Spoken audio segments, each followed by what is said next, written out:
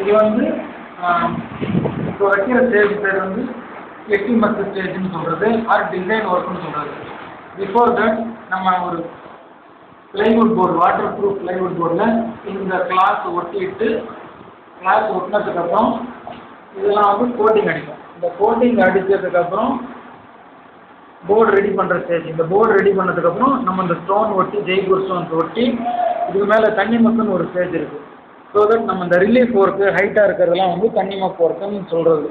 தண்ணி மக்கு வச்சதுக்கப்புறம் காஞ்சதுக்கப்புறம் கல்லெல்லாம் துடைப்போம். கல் துடைக்கிறது வந்து கல் நமக்கு தெரியறதுக்காக அந்த கல்லெல்லாம் துடைச்சிட்டா விசிபிளாக இருக்கும்.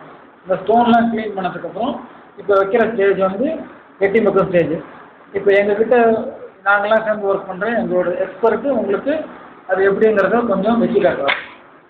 இப்போ வைக்கிறது பேர் வந்து ஸ்டோன் சுற்றுறதுன்னு பேர், ஒரு பார்டர் மார்க் ஒர்க் பண்ணுறது. இப்போ அவர் கொஞ்சம் பேசுவார்.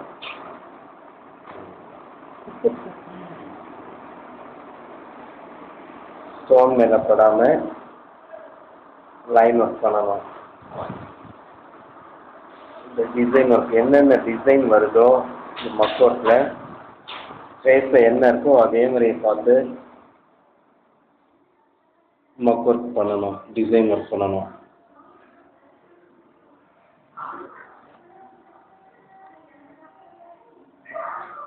சின்ன இடமா இருக்கிறதுனால இங்கே ஸ்டோன் ஒட்டாமல் பண்ணியிருக்கோம்.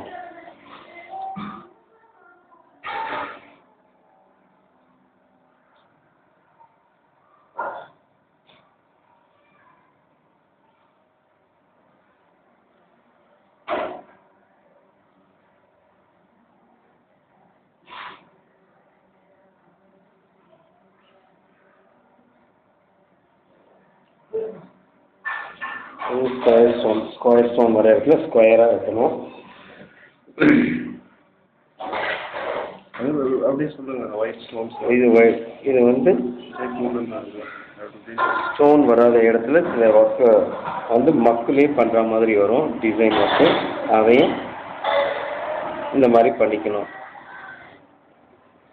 மெஹந்தி மட்டும் சிம்பிள். இது வந்து மெஹந்தி வைக்கிறோம் இல்லையா, அந்த மாதிரி டைப்பில் கோனை ரெடி பண்ணி இந்த மக்கை ரெடி பண்ணி இதில் வச்சு பண்ணோம்னாக்கா நமக்கு கொஞ்சம் ஈஸியாக இருக்கும்.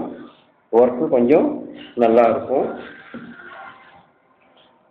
இது வந்து சாரி பார்டர் ஒர்க். இது சாரி